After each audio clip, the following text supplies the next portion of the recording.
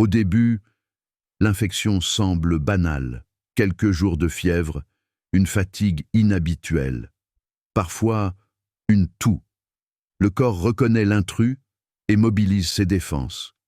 Le système immunitaire fait ce qu'il a toujours fait.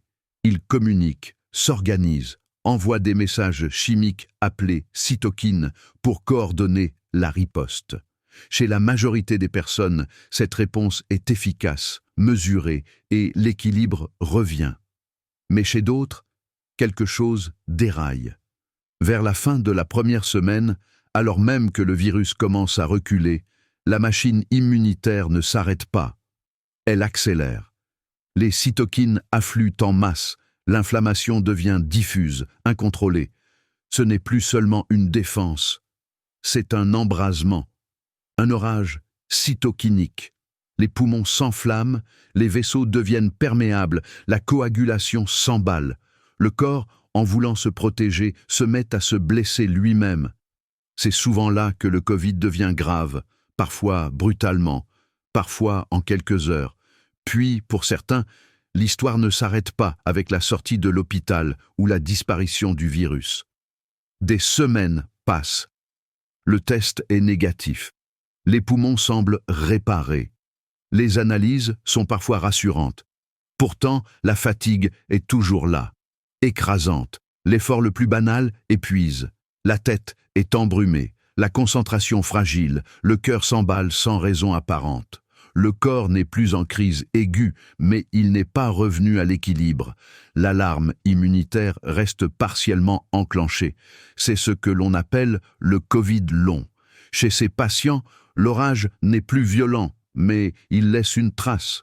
Une inflammation de bas grade persiste, presque invisible, mais suffisante pour perturber les nerfs, les vaisseaux, le cerveau, l'énergie. Les cytokines ne hurlent plus, elles murmurent en continu. L'endothélium vasculaire garde les cicatrices de l'inflammation passée. Le système nerveux autonome peine à retrouver son rythme. Et parfois, le système immunitaire désorienté continue à réagir comme si le danger était encore là. Dans ce contexte, guérir ne consiste pas à combattre un ennemi extérieur. Il s'agit plutôt d'aider le corps à désapprendre l'alerte, à retrouver la nuance, la modulation, le calme. C'est là qu'intervient la notion de mode de vie anti-inflammatoire, non pas comme une solution magique, ni comme une injonction morale, mais comme un environnement favorable à la réparation. Une alimentation moins agressive pour l'organisme, plus riche en fibres, en nutriments, en graisses protectrices. Un sommeil suffisamment profond pour permettre au système immunitaire de se réinitialiser. Une gestion du stress qui limite les signaux inflammatoires constants envoyés par le cerveau au reste du corps. Une activité physique douce, respectueuse des limites, qui stimule sans provoquer de rechute. Un rythme de vie qui privilégie la régularité plutôt que la performance. Ces ajustements ne font pas disparaître le Covid long du jour au lendemain, mais chez beaucoup de patients, ils abaissent le bruit de fond inflammatoire.